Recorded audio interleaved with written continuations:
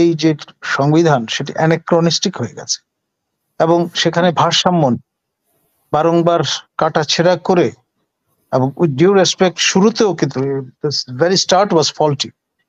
একটা সংবিধান সভা নির্বাচন করে নির্দিষ্ট সময় ধরে আপনার হোমওয়ার্ক করার পরে যদি সংবিধানটি প্রণীত হতো তাহলে আজকের এই দশা আমাদের হতো না। আর নির্বাচন ব্যবস্থার আমূল সংস্কার প্রয়োজন। আপনার এখনকার যে existing first pass the post system এটি আসলে সংখ্যা লঘিষ্ঠের শাসন কায়েম করে, যেটার বাহাদুরি সবাই করে থাকেন। আমি মনে করি সময় এসছে প্রপোর্শনাল রিপ্রেজেন্টেশন সিস্টেম অর্থাৎ সমানুপাতিক প্রতিনিধিত্ব ব্যবস্থা কায়েম করাটা জরুরি।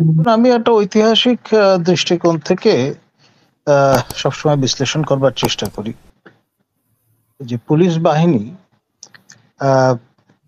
ডোমিনিয়ন অফ পাকিস্তান প্রতিষ্ঠিত হওয়ার পর 1948 সনে বিদ্রোহ করেছিল আমাদের তৎকালীন পূর্ব পাকিস্তানে এবং সেটি নির্মমভাবে আপনার দমন করেছিলেন field marshal Ayub Khan, general officer commanding eastern কমান্ডের। আমাদের এই আনসার বাহিনীও কিন্তু একসময় বিদ্রোহ করেছিল আমাদের মাননীয় সাবেক প্রধানমন্ত্রী খালেদা জিয়ার শাসনামলে।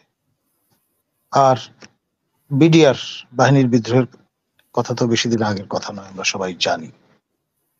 আমাদের সশস্ত্র বাহিনীর বিভিন্ন সময়ে আপনার বিদ্রোহ করবার নজির অসংখ্যবার আছে।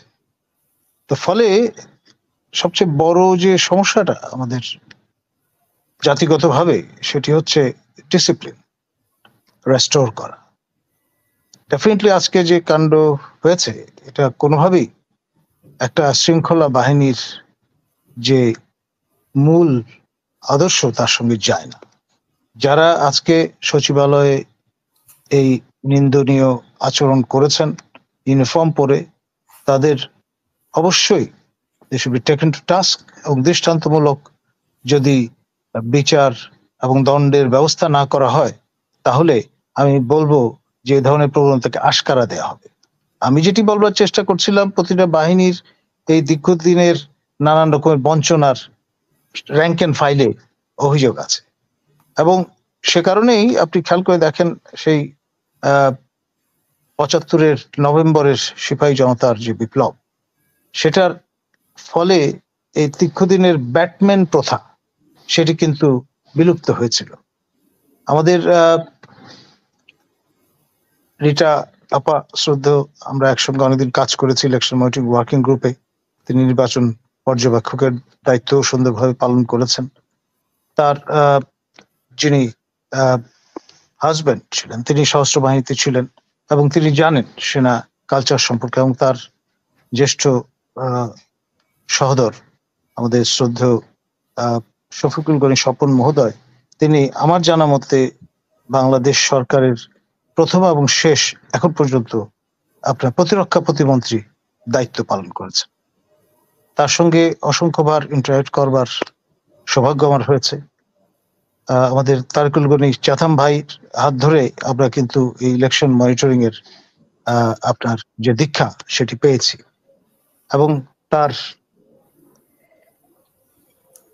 প্রয়াত পিতা তিনি অন্যতম আমি বলবো ফাউন্ডার এই বাংলাদেশ জাতীয়তাবাদী দলের এবং যে ধানের শীষ প্রতীক এটি কিন্তু তার মাধ্যমে তার কারণেই বিএনপি লাভ করেছে। মাওলানা ভাসানীর যে প্রতীক ধানের শীষ সেটি তার অবদান এইসব বিষয়গুলো আসলে সবার জানা দরকার। আমাদের সৌভাগ্য যে আমরা হিস্টোরিক্যাল পার্সপেক্টিভে বিষয়গুলো বিবেচনা করে একটা বিশ্লেষণ হাজির করবার চেষ্টা করি না। তাৎক্ষণিকতার এলিমেন্টটাই সবচেয়ে বেশি থাকে, পরিমাণে বাড়তে বাড়তে কিন্তু গুণগত পরিবর্তন আসে। আমি সেই জন্যই বলেছি যে এই যে সংবিধান সেটি অ্যানাক্রনিস্টিক হয়ে গেছে এবং সেখানে ভারসাম্য বারংবার কাটা ছেঁড়া করে এবং উইথ ডিউ রেসপেক্ট শুরুতেও কিন্তু ভেরি স্টার্ট ওয়াজ ফল্টি।